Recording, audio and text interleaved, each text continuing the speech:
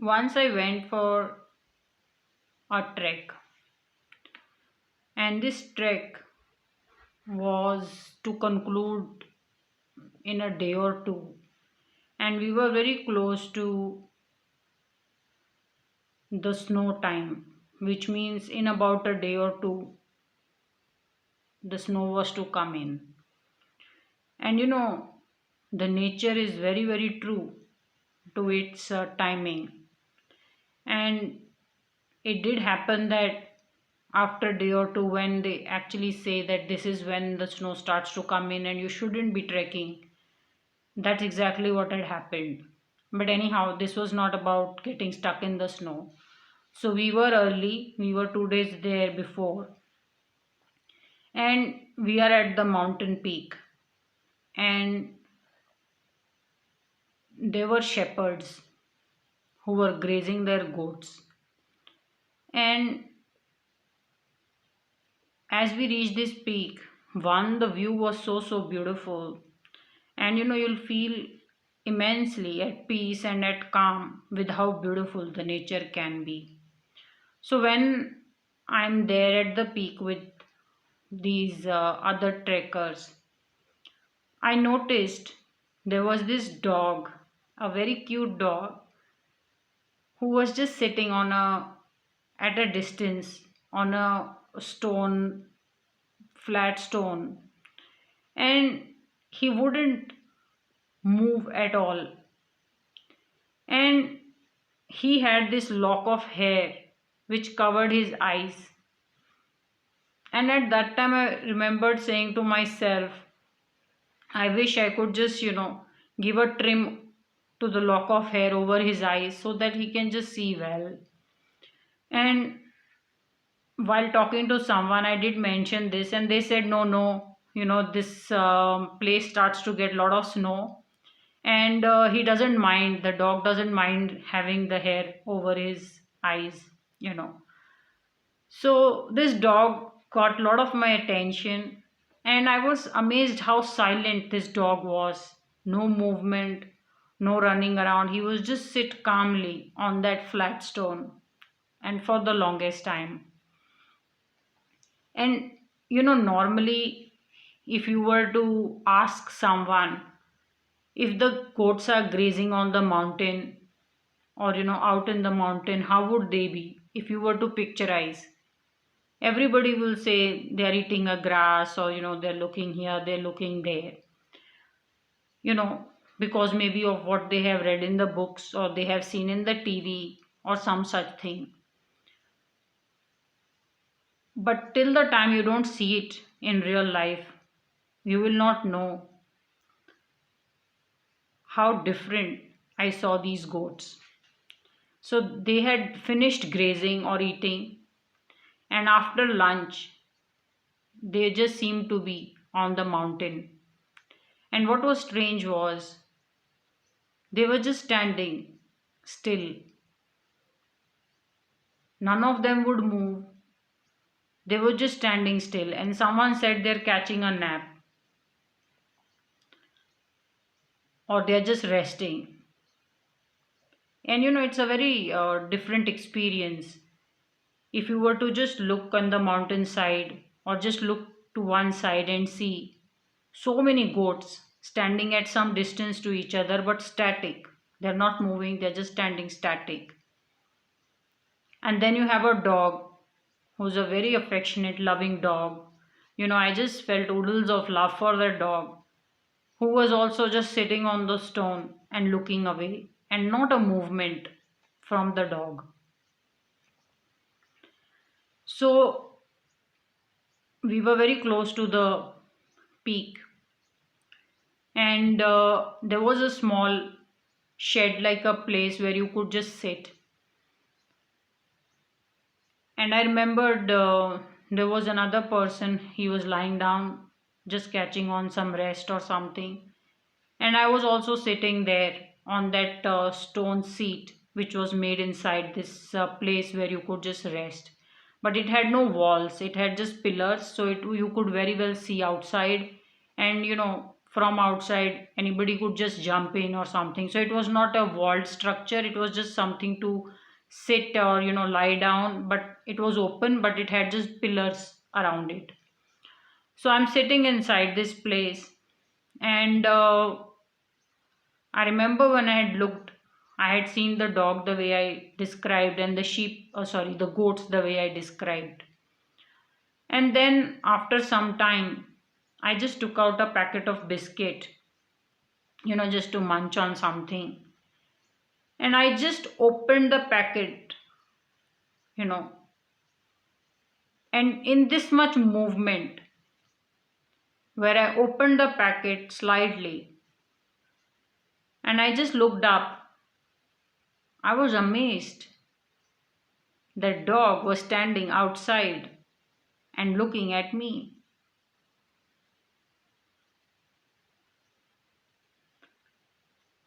And one couldn't believe, how did the dog move so fast? And then I did not connect the two and two. I did not connect that the dog was looking at the biscuit packet. I just wondered, why is the dog outside looking at me and how did he move so fast?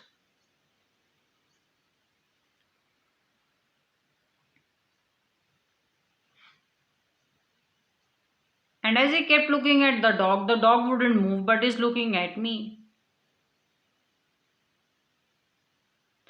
And then I just looked at the goats. And just the way they were standing before, they were not standing like that anymore. They were standing in a different way. Or they had changed their position. Some had moved up, some had moved down. Some who were looking at the left were looking to the right. But they were again all static. It's like in a small movement, they all moved and then became static. I couldn't, for me it was very surprising. An animal movement could be so silent and so fast. Those goats were moving, or the goats had moved, but then again had gone into a standstill.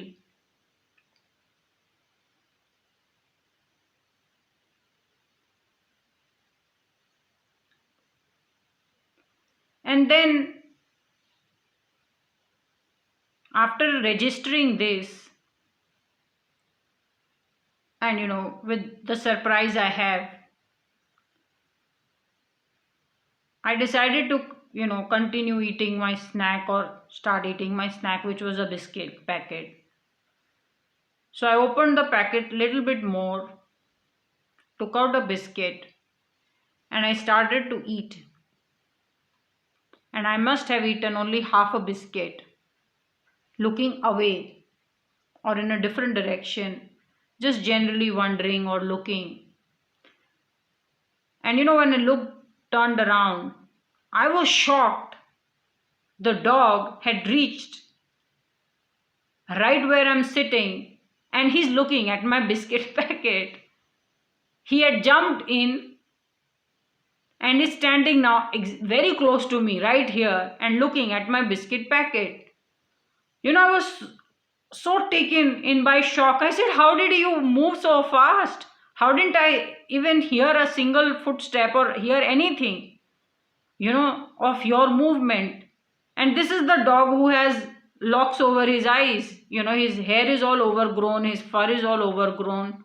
And if you saw him sitting on the rock silently, you would say he's not moving for, good many hours. But he's so sharp and alert. He sees a biscuit packet and he's moving.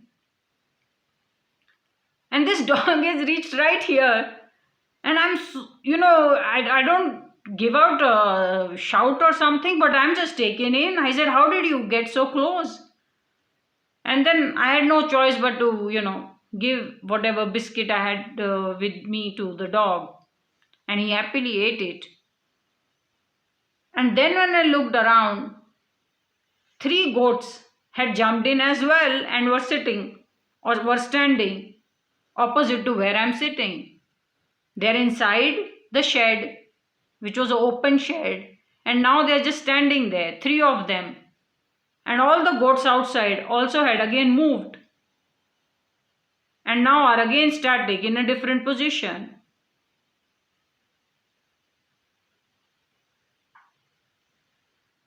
This is another level of stealth. Animal can move so quietly and then just go static. It's just unknown to me.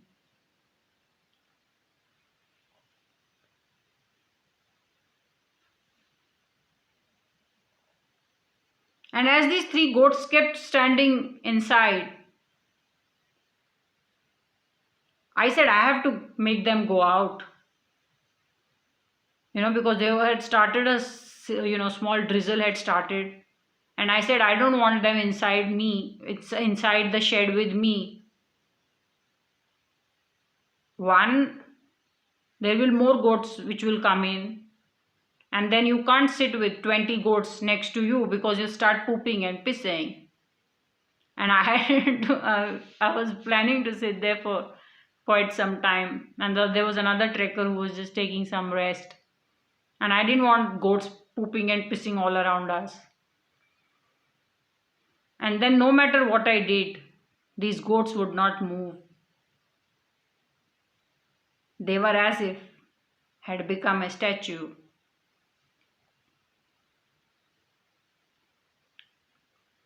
And I couldn't lift them and put them out because, if a goat is just standing very static, they're very, very heavy.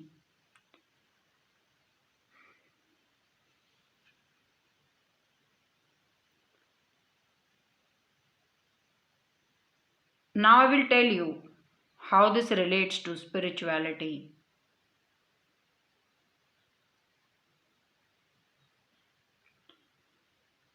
On any given day, we are not just listening to what is getting spoken, we are also listening to how our environment is starting to change. You should know when things are starting to change and when something is getting very, very close to the point of being uncomfortable.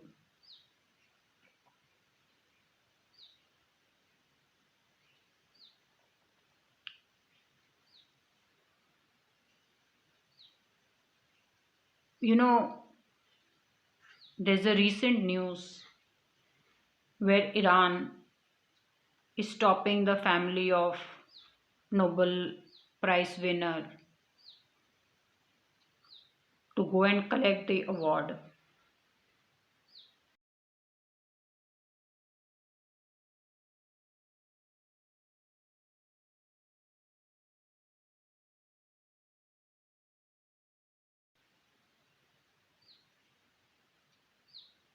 Her fight is very, very personal, where she says nobody should be forced to wear a hijab.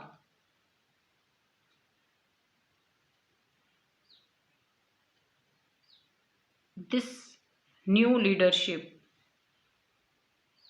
of Iran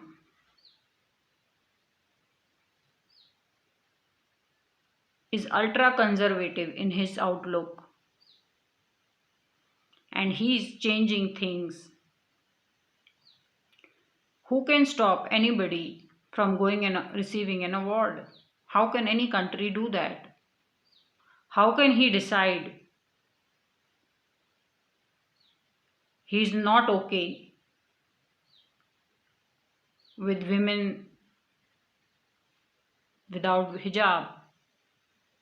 How can he force women to wear hijab?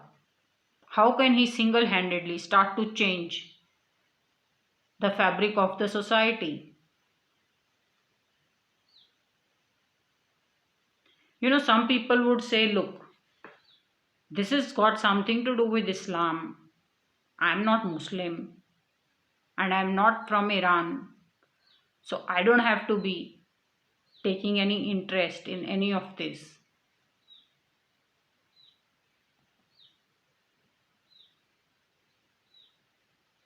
To that, my answer is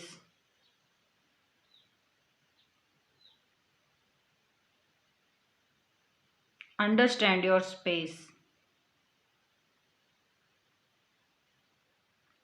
You know, one of the most wrong things UK has done is it has allowed a certain idol of a woman wearing a hijab to be put up.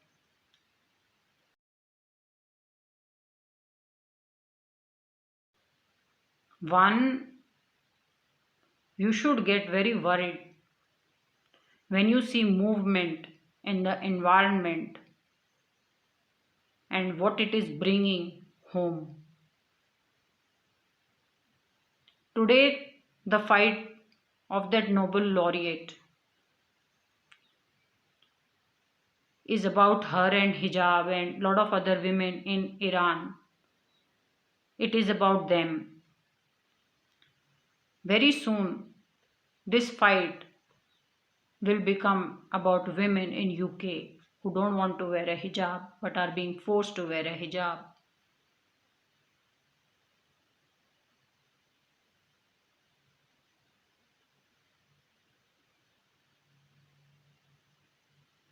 That idol should be, should not be put up. And now that it is put up, removing it is going to be very big challenge.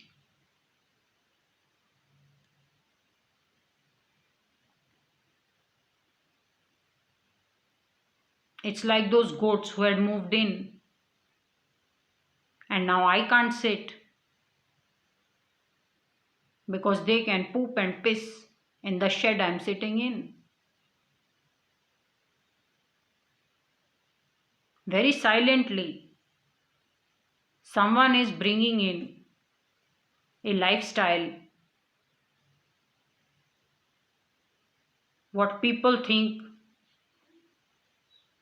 can be practiced as a choice but will eventually get forced upon by a certain leadership. This vlog is for this Nobel laureate and how sad I feel for a losing fight for women of Iran